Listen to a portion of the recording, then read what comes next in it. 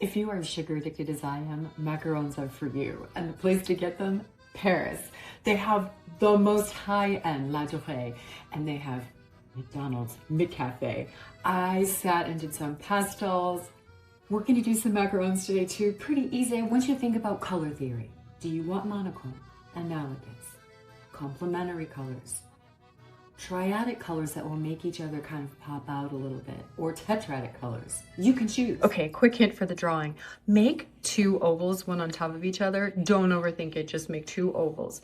And then this one, the top of this one, same size as these. Look guys, oval, oval, same size oval. Reason is we can see more of the top of this one. And then I'm having it go a little bit to the side of these, a little under these, just to make it more interesting than a stack.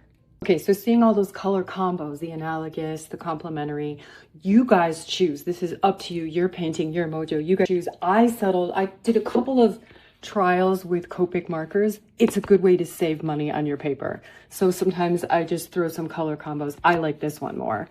This is a triadic color scheme. Love it. And it pops out as kind of more exciting. I'm not into pastels today. I think it's because I did La Maison Rose and I'm kind of over pink and green. But here are the three that I'm using. You guys choose whichever color combo. That's your job, is to pick which one from what we just talked about, which color combo you're into, what would look good.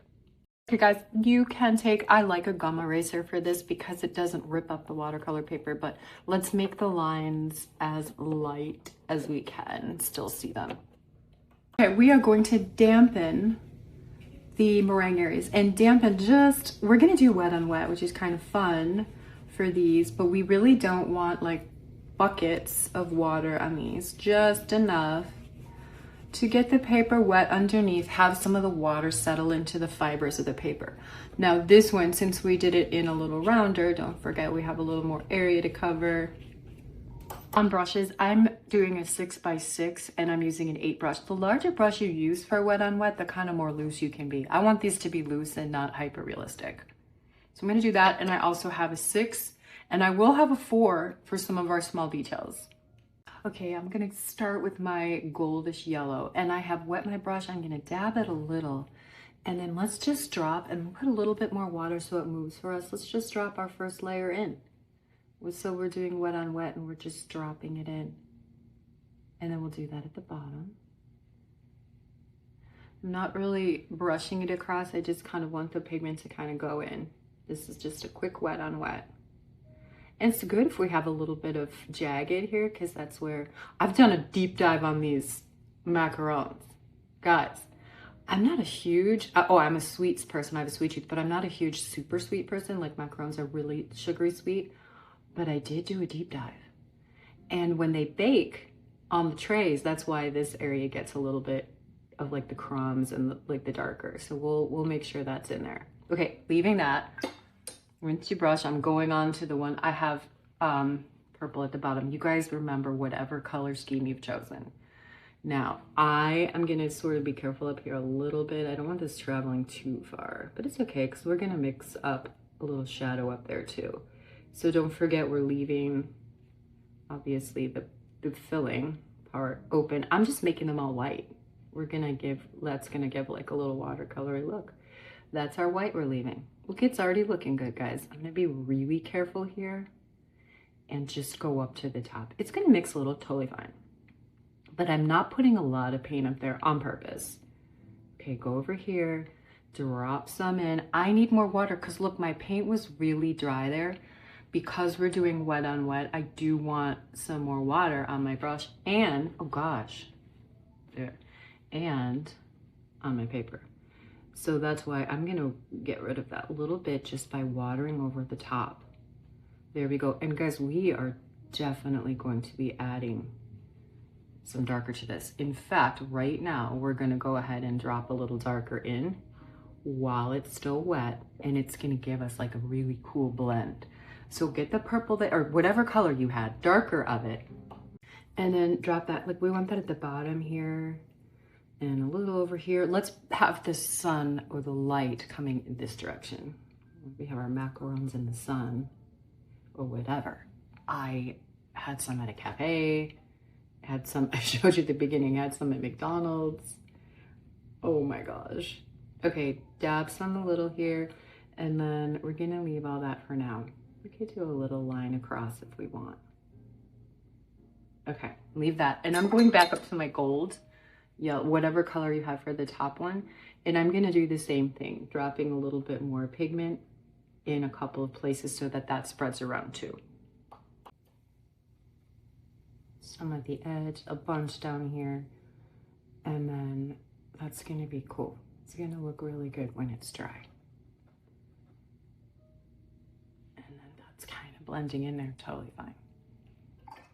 Okay, last but not least, let's go to our other one. I just mixed too much yellow because I had it in my brush with my turquoise, so it created a little more green. So be careful to have really clean water and really clean. Look, I dab off, I still have yellow.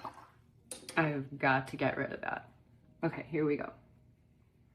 Going back over here to my turquoise, my favorite color. Southwest turquoise with the orange and the red cliffs.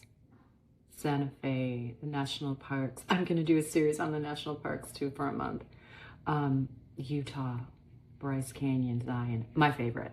I just feel really at peace with turquoise and that color combo, orange and turquoise. Okay, I was kind of careful here, but the whole point was we weren't gonna be as careful, but that's okay. I was talking, I got distracted. Okay, dropping in some darker on the bottom because remember, the light's coming from the top. So drop some, and then we've got our little color over here. And I'm being really careful. I'm gonna use the tip of my brush because we're getting into the zone of this purple guy. So let's go around and be kind of careful to avoid that one. This one I'm not doing as much wet on wet. I'm really trying to control this a little more. It's okay, leave some white, we're good. And then tiny here. I don't want this to, oh look, see, it's going into the yellow. That's okay, let's see what happens. And then over here. It's all one big experiment. I knew it would happen. I did it anyway because I'm impatient. Okay, let's leave it and let it dry. While we're letting it dry, we can do some fun stuff in the background. And for shadows, I just mixed a little Payne's gray with blue. And we can just go ahead and do a little shadowing there. Easy. And then look under here, and then we can do a little under here. That is awesome. And we're gonna add darker here too, don't forget. Maybe a little darker of that Payne's gray and blue, and just grab that under here. The shadow gets a little lighter as it goes away from the underneath, and darker as it's under this part over here. This is also a really good shadow color for snow, mixing a little blue in. It gives it like a cool tone.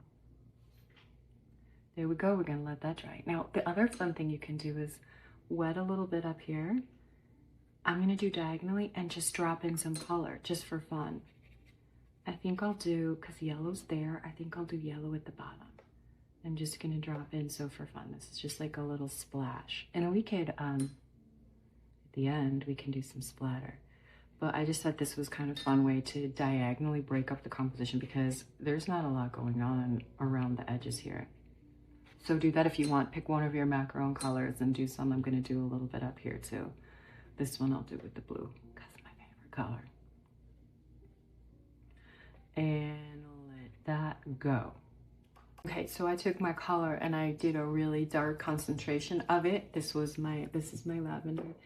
And I even mixed in a little bit of green, just a little bit to see what that would do. And I liked it, so this is gonna be my biggest shadow. While I have it, I'm gonna go a little down here. But this one is the biggest because it's getting shadowed by the one on top. Okay, while you have a darker on your brush, take the point and the tip of it, and let's just make some squiggles, and not uniform. Look guys, squiggle, squiggle. At the edge here where it was, these were being baked and on the tray. They create some like air pocket, it's meringue.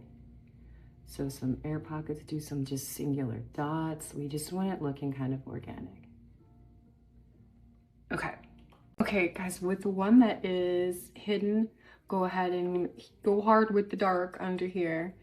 And then also down here, that makes sense because it is down as far away from the light as it is. And then it's just a little bit more shadowed because of these.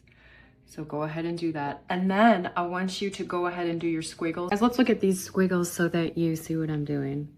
You can do little S's, little dots. We're just getting in these pockets. So let's do that with the other two that we haven't yet. So squiggles, dots, leave a lot of kind of space between them. And that's it. Okay, go ahead and do your other one. I'm grabbing some darker of my blue, my turquoise, whatever your color is here. And I'm just gonna make little squiggles here and there. Same at the bottom. I need a little darker concentration of my color. Do you see it's getting hidden? So I'm adding a little bit more pigment, and I added the tiniest touch of Payne's gray.